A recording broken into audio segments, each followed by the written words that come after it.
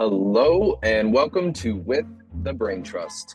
Today is July 1st, which means we are just more than halfway through the year. And what that naturally, as with the July 4th holiday, as we somewhat talked about 2 weeks ago, it's a bit of a time of slowdown and just reviewing what has happened. And when we're able to pause, we're able to have a break, then we're able to do that high-end overview of our business just to make sure, just to see where it's been and see where we'd like to take it for the rest of the year. And so as we're all sort of discussing this morning, this seems like a really good reflection point for all of us as well. Apparently a lot of other groups too. So we're going to jump on that trend. As I said, 2 weeks ago, we were more, how do you deal with the summer chaos? This week will be more of an actual active reflection on ourselves. Like what goals, what benchmarks are you looking at from the last 6 months that you can then use and take that information moving forward to make decisions about your business. So before we jump in though, let's introduce and welcome the Braintrust. Today, let's see, David, can you say hello? Good morning, everybody. I'm David with I Am Your Virtual Professional. I virtually grow your business and help your business get found. Thank you. Jenny? I'm Ginny Kanzioka, graphic designer and artist. Corey? Ray Friedman, CF Financial, work with small and medium-sized businesses on a range of financial issues, including interim fractional CFO, budgeting, and financial planning and analysis. Andy? Andy Nathan, Creative Smart Contractors. We take your property from meh to wow. And Michael Rattay, Bulbrain Creative, imaginative photos and videos to tell your story. And so, yeah, let's just dive right in. What does anyone have? Obviously, well, as I said right before this, financial is an easy way for us to see, oh, okay, that's how the previous 6 years or 6 months have gone for my business. But what other benchmarks do you guys use as far as tabulating your goals and then for like the last 6 months?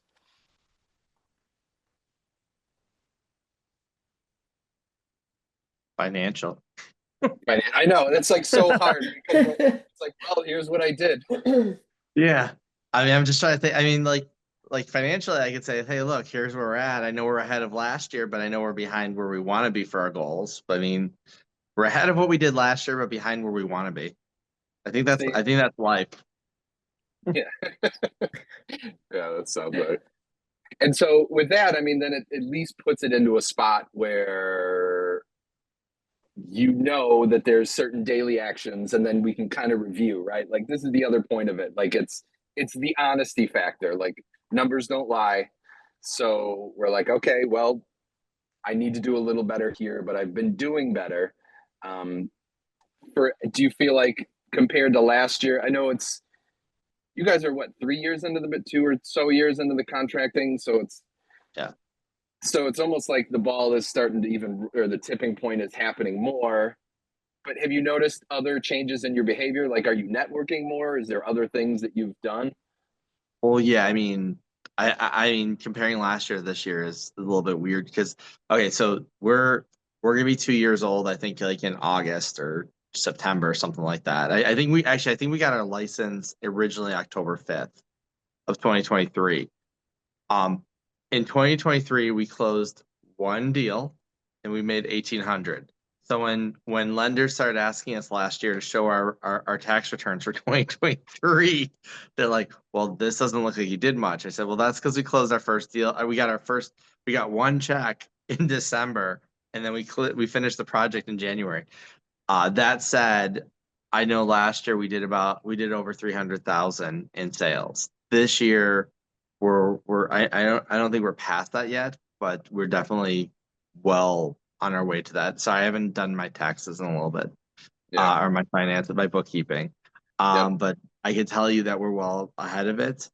Our goal is 1 million, but yeah, I don't know if we're not on track to hit that yet.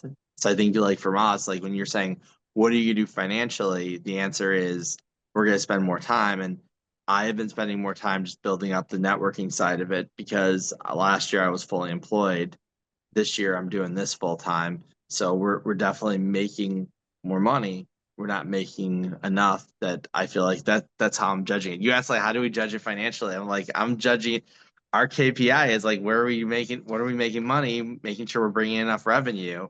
It's hard not to do that at this point in terms of the business. I know that there's other things that we could look at. I mean, look, the number of I mean, the key thing with anything is like how many clients are happy. And I know our clients are happier this year than they're happier last year because we have better guys working for us. So I would say like if I'm looking at non-financial metrics, it's the quality of the people that we're having do work for us. I mean, it's way up because I mean there were some people that we used last year where I'm like, I can't believe we used them. Yeah. yeah, yeah, I Yeah. can't believe we use them. You're not supposed to admit my to that wife's one, not bud. judged on those one or two people that I worked with last year. Yeah. No, well, that's sometimes it's last minute projects, and you're like, all right, here's Yeah. where, or how you get someone to come in and help. Yeah. So, but you don't know until you do it. I mean, that's the other Yeah. problem. Like, you kind of have to have the scraped knees before you're like, yeah, I should not be jumping off roofs or whatever. So I guess that's more of a broken and that leg was kind of the analogy. thing. We didn't intend to start a contracting business. It was kind of like we started it because the client asked us to do some work for him. So it's just like, it's like falling off a building while you're trying to build the ladder Yeah. or trying to build a parachute, something like that. I mean, there were definitely some growing pains. That's what I when people are talking about business, I say there's stuff you like doing and what you want to do, and then there's stuff that people will pay you for, and there's just like to get to that middle point is that's the struggle. Anyone Yes. else want to jump in with some of their not specific metrics, but like things that you're using maybe to review your last 6 months? So I started my business pretty much like a year ago now, like May, June last year, somewhere in there. And I started networking somewhere, around Around there then. and give or take. And I can honestly say that, they say it takes 12 to 18 months to start seeing the fruits of networking and starting to grow your business. And I would say in the last month and a half, I've really started to gain traction and get more referrals, and it's going in the right direction. Where I had, I had accounts here and there, Right. and the one thing that unlike what Andy was saying, where he was bringing people in, for the most part, I do all the work. So I'm able to, that matrix of having raving fans. I have the raving fans, because I know I'll do whatever it takes to make sure they're happy because it's me. I'm not relying on anybody like when I had my store. That being said, it's nice to see people that I've done work for or network with start, sending referrals over because they're happy. Right. Which hopefully keeps growing. It doesn't have to be quick. I'm, the turtle in the hare. It's kind of the Yep. Patience is key. Yeah. exactly, and I think the big thing is incremental growth too, and Yeah. it's kind of like as long as you keep moving forward, I think that's the important thing, and it's not just moving forward financially, but it's moving forward, increasing your skill set. So like where Andy was saying that he brought better contractors into work for him. Forget the dollars and cents and everything, but you could see he's more confident, especially when he shows the pictures of his before and afters when he does his presentations, that the work is a different level. And the bathrooms he's posting online and the kitchens he's posting online, they look really nice. Yeah. I think that's a testament to him and what Bernie are doing. Thank you. Actually, I stopped having Bernie do the work. I had other people. Oh, is that what it was? I'm not saying. You know I'm what? just I saying brought that. in a partner 3 months ago who, and like a lot of the photos you're seeing, there's stuff he did because we got to the point where we've been using him so much. He's like, let's just formalize this. So we actually formalized a joint venture agreement on everything. So he still has his company, I still have mine, but like when I introduce him, I refer to him as my partner. Because truthfully, like Yes. 70% of deals are going through him now. There are some that he doesn't do. There's some actually that's kind of funny. Like he introduced me, one of my roofers, he introduced me to him. He's introduced me to some other people. So even some of the deals that he's not introducing me, and we're not bringing to him, we're bringing to like his roofer or something like that. But like that's one of the things that we're like having the right partner. Like Bernie is great at doing his own project.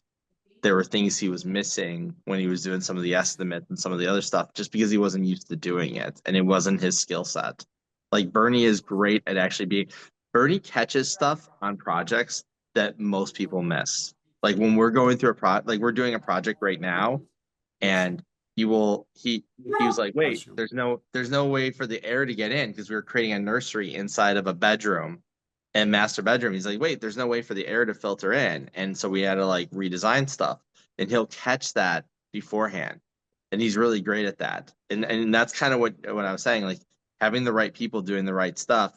He is great at that. He's not great at creating estimates. That's just not he still does a few of them. Like and I'm still having to set up stuff for him for that, but that's not his excellence. And that's good because that's, as you're saying, you're finding more partners as you walk. You're Yeah. figuring it out, and so there's like the momentum, and it's still quality, but it's like better. Yeah. It's just better, right? Because you're Yeah. finding, yeah.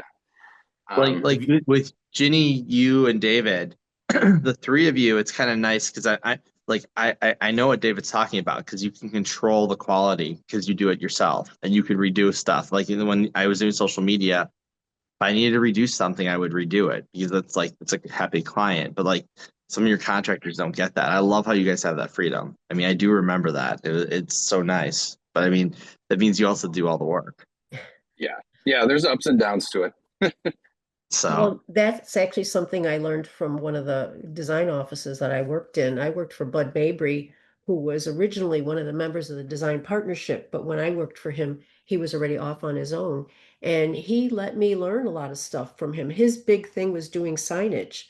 And so my big signage project was he had sent me down to Michael Reese Hospital, which of course is no longer in existence.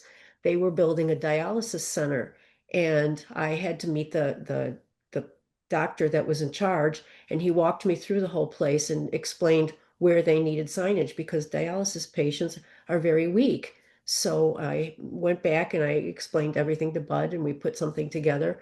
And it was a really good experience for me, considering I was nervous going down there and managed to psych myself out of it. And it was really a fun project to work on.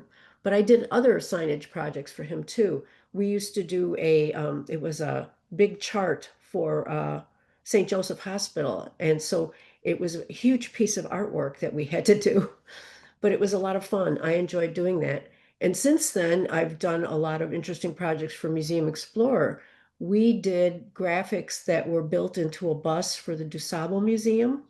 It was supposed to go to schools and festivals during the summer and talk about kid things because originally DuSable had his trading post like right where the Tribune Tower is Mm. at Michigan and Wacker. And so that was a big deal. I mean, he was like the first Chicagoan. So we also had to do a wrap that went around the bus. And it was like the biggest file I had ever created on my computer. Took like a half an hour to save. But it was an interesting project and it was a lot of fun. The project that wasn't fun, they got involved with Notre Dame, the College of Science, and they wanted to redo all their display cases. Well, there was another designer involved. Nobody was assigned particular things, so he took all the creative and dumped all the production on me. But then on top of it, he wanted to tell me how to do the production. I knew how to do it. I've been doing it for years on the computer. So he will no longer be working for Museum Explorer because he's always behind on doing stuff. it was pretty disheartening. Yeah. Corey, what about you? We haven't heard from you. Yeah.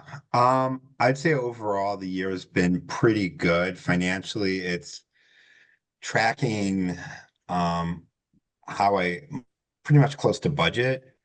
Um, my engagements typically are not short. Like sometimes, the clients are, repeated, like they need me like a few hours a month, few hours a week or something like that. Some are longer. So, you know, so it's been going fine with the current client base. I've been trying to, so I'm like, have like two businesses. I have like this, financial consulting business. And then I also been working with a partner and building like a healthcare related business, which is a little bit of a different animal that started working for the guy and then became a partner with him. And I know you guys have been talking very well about like partnerships and stuff like that. And it's so true of like, you know, you know, however the business forms or is moving along, and if you have partners involved, whether they be trusted or good or strategic in a way that makes the business work, I completely am, with, some of those prior comments about it. So working with a partner on the healthcare side now, so we've been, you know, taking this from scratch, and we feel like we're pretty close to getting a again, when I talk about like cycle time with the client, this would be presumably long as well. So, even those non-financial metrics of progress and building business and stuff like that, I'd say it's been actually better than I thought. But so I feel as if like in assessing the overall year, it's been all right, good. But I definitely am hopeful, that the second half, that these efforts, as mentioned, like will bear the fruits of, their labor here. So, yeah. Setting the foundation. Well, and I think, setting the foundation, and I think the importance of a mid-year check-in is if you do kind of the early year goal setting, right? I think that's another thing that as I'm hearing with us, and then that was something that we would do with this group. It'd be like December or January, we basically set our goals kind of or intentions for the year, because I think if you don't have those, you can't really look back on anything, right? Because then you don't, like, for us, we're in a business, for at least more than a year or whatever, and so that becomes your average or your mean, and then so you sort of have that in your mind. But if you're setting new goals, I think that's where then you have something to reflect on, right? So I think that's the other important thing to like note about a half year look back is like, what are you looking back on? And so Corey, I mean, that's the problem. Like starting a new thing, and Andy, I'm sure as you rejoined us in the meeting, twice as long and twice as much, like we want it to be done a lot faster, but it always takes twice as long and twice as much to do it. And so I think there's a good thing for being anxious and like trying to rush, but as I don't know if we said this in the recording or before, but like the patience aspect is key, because you don't want to get too much in your head of like, well, why is this not working fast enough? But it is working. It's just because we have certain expectations that it hasn't hit yet. Like, and that doesn't mean it's not doing well. It's just taking longer than we thought. One of the most difficult people to work with in construction is new investors, because like it's a very scary thing to do your first investment. I mean, like Yeah. you're gonna have nights where you just don't sleep. It's just like like you're just thinking about all the things that go wrong and everything else. And it's like I could tell you, like when I remember when I left, I actually slept better when I was in digital marketing. It was just because there were just nightmares that you had about everything. Even like as a mortgage broker, I remember back in the day, I would wake up in the middle of the night thinking, oh, I forgot to do a rate lock for this person or something like that. And that's like, that could cost thousands of dollars to somebody. And it's just like, but like, but like one of the things going back to this idea, like the new investor, they're like, we want this done in 2 weeks. We want this done now. Like I had somebody who came to me yesterday. They hadn't talked to us in a month, and they said, "Okay, I'm now available. We need to get done this week because I'm available this week." I'm like, "Well, that might not work for us. I have to check our availability," which I was pretty sure it probably wouldn't happen, but I didn't want to tell him on the phone until I knew for sure. He's like, "Well, Right. you're just gonna have to give up your 4th of July." I'm like, that's we gave you a quote in May and you're coming back to us. This is your first time working with us, and you're like, no. Like I my partner, I had reached out to him afterwards. He said, so we're doing it next Tuesday. But it's just like you just like they just want things done. And it's like they don't know how long it takes. It's I That mean, I expect, had one, go ahead. I was quoting somebody, and they wanted their Google business profile optimized, which takes about 2 to 3 hours. I mean, give or take. And she told me that as far as she was concerned, it should take 1 hour. And I said, then do it yourself. But it's kind of like where you said the person said, oh, do it on the 4th of July. It's like, I have other things. Well, Yeah. it's, setting it's expectations with people, I think that's one of the hardest things to do, especially starting out, because you just, especially you want the business and you need it. So we sometimes agree to things at not realistic time frames, and then later on, then it's like a difficult conversation because you just literally need to set the stage and set the boundaries of like, no, like it will take this, there's these things that go into it, like, and then Yeah. which you then create better work. And I think that's, which goes into a topic for a different day exactly.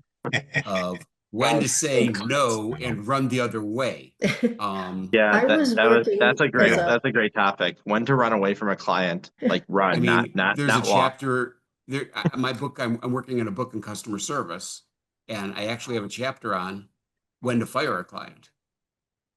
I've had to, I read that. I've had to do that, but I should read your book then. I was Because working the as a reality. freelance. Go ahead, Ginny. I was working as a freelance designer for a marketing agency, and they gave me my own space. I was going to be there, 5 days a week, or maybe it was only 3 days a week. I don't remember, but he would come in and, he wanted me to do stuff, but he would be on the phone all day. And at 5 o'clock, then he was ready to sit down with me and talk to me about what I needed to do. Well, I had been there sitting there all day waiting for something, and I was ready to go home. I mean, that was just crazy. The other instance was Bill and I were working on a book on vintage violins for a client who dealt in vintage violins, violas, and cellos. And the person we worked with, I didn't know this at the time, but I found out later, he had a photographic memory. And so when Bill had to color correct all these violins, he'd be telling me, take out red or put in red. If you put in a little bit of red, everything gets too red. So it just got to the point where we finally figured out how to have them scanned, how they have the images scanned so that they looked wood color because they're made of wood.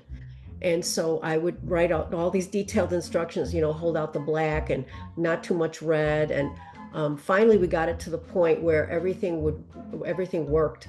But this client was such a pain. I mean, he was nasty at times. But we finally got the book all done, and I had to go for like 13 press okays to approve the color based on the prints that we did, the proofs that we did. And it was an interesting project, but difficult to work with this person, really difficult. I didn't fire him because he paid us well. So I was willing to put up with that kind of crap. And eventually he was happier with what we were doing. But, and that's I knowing can't see the through worth. his eyes, Well, yeah, that's knowing the worth and then being able to charge for what certain things. I mean, Yes. that's a whole other. That's like Yes. 2 other meetings that we could then discuss on that kind of Yeah. thing. But yeah, so I think my phone's getting low on battery. So let's but that was good. So basically we were talking, the main point was we're trying to reflect. I think what's important is that if you have something to reflect back on, you need, like, personally, you just need goals so you know what you're at least shooting towards. And I mean, you have a clear number. I mean, that that is one of the easiest things. And then, you know, one of the goal setting things is you just break that down. Well, how many calls to get a client, how many blah, blah, blahs. And that's part of the goal setting and daily and weekly action to get to those actual numbers. So do you guys have any like last minute things to add on top of that, or does that about sum it up? I say it's halfway through the year. Enjoy the 4th of July. Yep. Me Yep. too. Love it. Yeah, great. Well, Good we're going point. to see the fireworks after dinner. And that's important, right? Because that's what we were talking about 2 weeks ago. It's important to enjoy the rest so you can reflect and you can subconsciously think about these goals to move forward. So good luck to everybody in the next 6 months of the year. And thanks everyone for listening. Happy 4th. Thank Happy you. 4th. Guys, Happy Happy 4th, Fourth. everyone. Bye-bye. in 2 weeks.